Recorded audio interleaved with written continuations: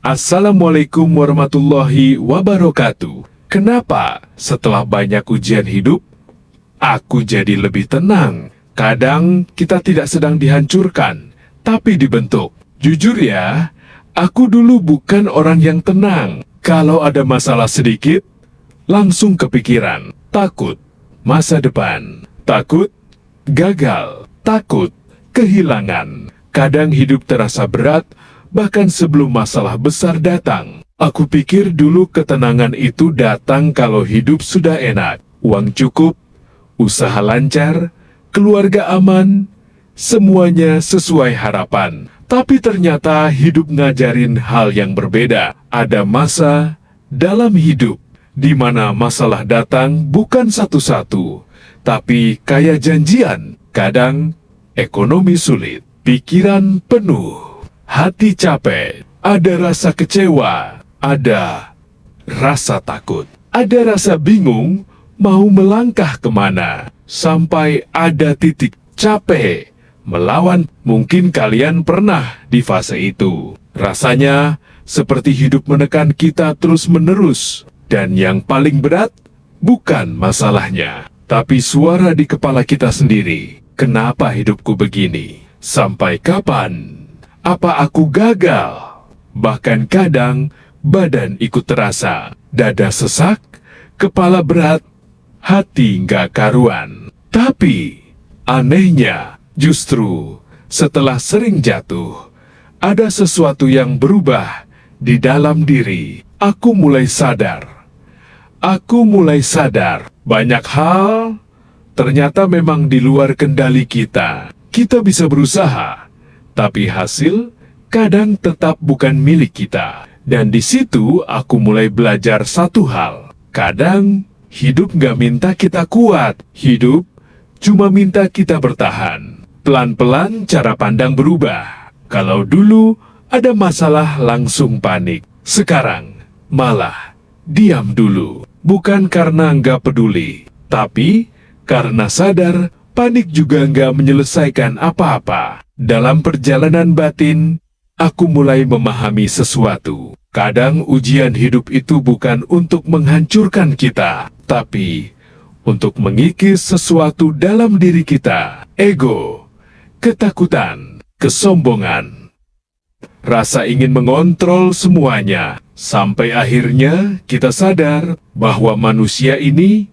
kecil dan ada hal-hal yang memang harus diserahkan. Semakin kesini, aku mulai bertanya dalam hati, kenapa ya justru setelah banyak kehilangan, banyak kecewa, banyak dihantam hidup, hati malah jadi lebih tenang. Lama aku merenung, sampai aku sadar satu hal. Mungkin selama ini yang sebenarnya lelah bukan hidup, tapi keinginan-keinginan kita sendiri. Kita ingin semua sesuai rencana, ingin dihargai, ingin berhasil cepat, ingin semua orang mengerti kita. Dan saat kenyataan tidak sesuai harapan, kita hancur.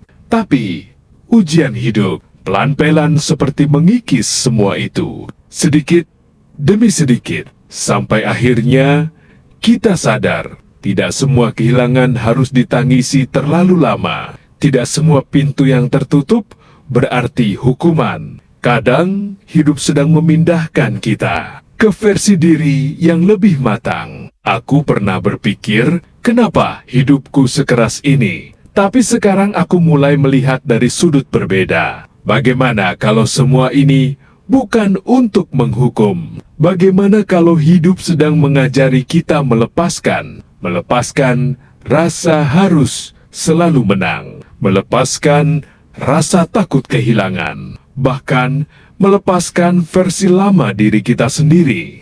Karena kadang yang membuat kita menderita bukan masalahnya, tapi perlawanan kita terhadap kenyataan. Dan anehnya, saat kita mulai menerima, hati jadi lebih ringan. Bukan karena masalah selesai, tapi karena ada sesuatu di dalam diri yang berubah. Dulu aku ingin hidup sempurna. Sekarang aku cuma ingin hati tetap waras, tetap bersyukur, dan tetap punya arah. Mungkin ini yang orang bilang kedewasaan batin. Bukan saat hidupmu tanpa masalah, tapi saat badai masih ada dan hatimu mulai belajar tidak ikut tenggelam. Hidup tenang bukan berarti tanpa masalah. Masalah itu tetap ada, tapi cara pandang kita melihat masalah sudah berbeda. Aku mulai melihat masalah bukan masalahnya,